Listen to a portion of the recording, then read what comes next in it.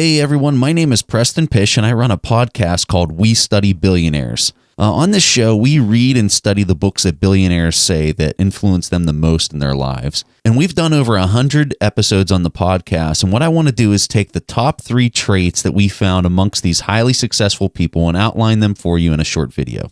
So the first thing that all these billionaires had in common is a simple idea. Billionaires have always aligned their natural skills with their intense interests. So in my opinion, the best way to capture this idea is through a simple exercise. So let's say you take out a piece of paper, and on the left side of the page, you list the top 5 things that you're just naturally good at. I mean, really think through, what are the things that you just have a natural God-given talent for? On the other side of the page, on the right side of the page, list the top 5 things that you have an intense interest in.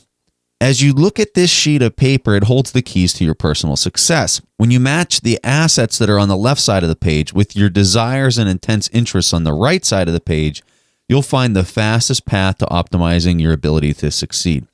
What I would do is actually do this exercise for yourself and then take the page and place it in a spot where you can see it for a month as you think about the potential opportunities and path forward, and don't sell yourself short. In fact, Richard Branson, who's the famous billionaire from the UK, he says that if your dreams don't scare you, they're way too small. So the next point that I want to highlight that we found amongst all these billionaires is the idea of persistence and focus in their thoughts and in their actions. So there's this story where Warren Buffett and Bill Gates met for the first time. They decided to have dinner at the Gates' house. And during the meal, Bill Gates' father also attended, and he proposed an interesting question to both the 2 wealthiest men in the entire world at that point in time. And so his question was, what was the most important ingredient to their success? So Bill Gates answered first, and he said that his laser focus was the reason for his enormous wealth. And then Warren Buffett went next, and surprisingly, he said the exact same thing. He said that focus was the key ingredient to his success as well. In fact, it's not just Buffett and Gates. Countless other influential people in history have attributed their ability to achieve on the idea of focus. For example, Albert Einstein has said, "It's not that I'm so smart, it's just that I stay with problems longer than anyone else." So persistence and focus go closely together. And the best way to become a more focused person is to dedicate a specific amount of time every day to developing this new idea or interest that you have. And you can go back to the first point that we talked about as far as where you need to apply that focus in your own life. So the last thing that I want to highlight that we found as a common thread amongst all these billionaires is an intense interest in learning and unshakable ethics. So here's a quote from Warren Buffett's co-chairman, billionaire Charlie Munger. And this is what Munger is saying about Buffett. "This is really crucial. Warren Buffett is one of the best learning machines on this earth. The turtles who outrun the hares are learning machines." So when we think about that quote, and you have a person that turns to books and other individuals for knowledge, I would like to put a preface on the importance of finding a reliable source of information to start with. I think this is one of the main reasons we study billionaires. We find that the most successful individuals always study and learn from the best in their field, and I think that that's probably something that a lot of people need to apply as well.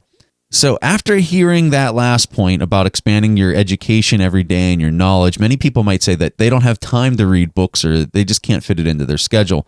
And if you fit into this category, I can totally understand and empathize with you.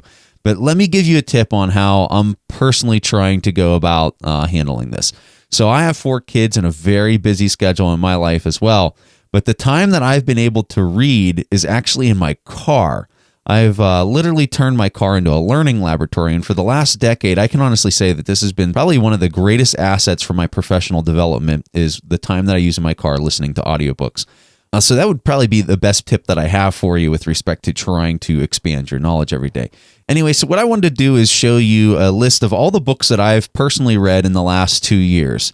And here's the list, and these are all the executive summaries that I've posted online for free that have about a 5-page write-up for every one of these books that I've read. So if you'd like to have access to this free library of executive summaries that I've typed up for each one of these books, just click on the link that's available on the screen right now, and you can sign up and get access to all those free executive summaries.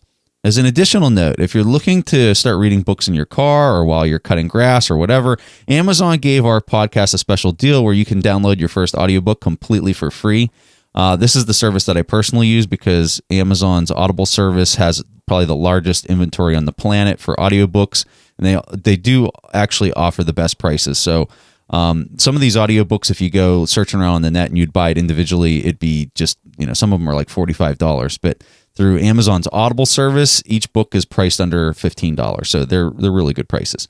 So anyway, and here's the link to that free book if you want to download your first book on Audibles for free. But that's all I have for you. I hope that the 3 points that I highlighted were useful for you. And here's just a quick summary of those 3 points. You got to align your natural skills with your interests. You got to remain persistent and focused, and you have to have an intense interest in learning. So that's all I have for you guys, and thanks for listening.